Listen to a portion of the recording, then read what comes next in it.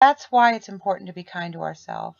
But what does it mean to be kind to ourselves? Being kind to ourselves is really quite different than just understanding that we should. It means to treat ourselves with the love, care, compassion, forgiveness, and endless understanding, unconditional love that we would give to our best friends and our children. It means to give ourselves time to grow and the permission to say no. Okay? I'm going to read that one more time. What does it mean to be kind to ourselves? It means to treat ourselves with the love, care, compassion, forgiveness, endless understanding, and unconditional love that we would give to our best friends or our children. It means to give ourselves time to grow and the permission to say no. Okay, there's a lot wrapped up in that. How I don't know a person that can say that they are as kind, loving, understanding, forgiving, compassionate, caring of themselves as they are of their friends and their children. For example, most of us have appointments to make daily. We're trying to get somewhere by this time or that time, and if we're running so much as 2 minutes late, we're in a panic. We're yelling at ourselves, we're upset, things are going on. But would you do that to your best friend if your best friend was 2 minutes late? Well, no. What if you're walking along and you have an armful of stuff and you drop it on the ground? And you're like, oh, yeah, I'm so stupid. I can't believe I did that. And you berate yourself. What if your child was coming through with a bunch of stuff in their arms and they dropped it? Wouldn't you help them pick it up? Would you call them stupid because they did that? Not likely. We need to really start comparing ourselves as two people. You know, the person that we are inside and the friend that we should be to ourselves. It's okay to have some work to do in this arena. We all do. And it's a constant practice daily to treat myself kindly. You know, ego is something I want to mention here. That's not a bad thing. I mean, a lot of times you'll hear we should extinguish our ego and this and that, whatever banter you hear about how the ego is bad for us. But our ego is what tells us not to pick up a hot coal because it's hot and it's going to burn our hands. Yes, it's also the thing that says don't take that new job that you want so badly because we don't know what's going to happen with that job, and what if that job doesn't work out, and what if we lose it and then we lose our house and then we live outside, then we die. Our ego's job is to protect our body, our physical body, from harm, okay?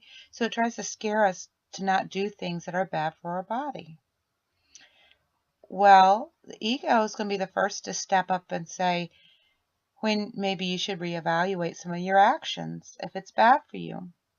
And this is a really good thing that we have ego. Ego's our friend because a lot of times how this could look is if you're somebody who people call for advice a lot, people will call when you do not have the energy or the time to give to them a lot of times. People will ask more of you than you're able to expend, even financially sometimes. Their children may be coming to you wanting money that you can't afford to give them. Okay?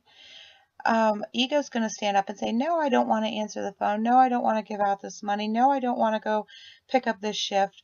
No, I don't want to do this. And just as if your child says, I don't want to, or this isn't good for me, when ego says something is not good for you, ask why.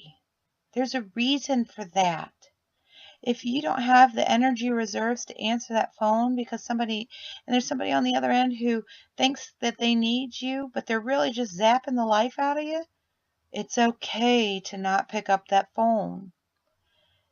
Be kind to yourself. Realize when you do not have the energy to expend to the world around you, and give that time and that space to yourself. There's a lot of people who will work too much. They will go to work because they have a lack of self-worth and they need to be needed, right? So they'll go and they'll work extra shifts. They'll pick up extra titles. Their titles will get longer and more important sounding, yet their pay never changes. People who really enable everybody else around them. They have a need they're trying to fill up internally. That's self-worth. That's a lack of it. And the problem with this, not only energetically, it drains you and it makes you a sickly person. It actually isn't something, because you're expecting others to fill you up by the things that you do.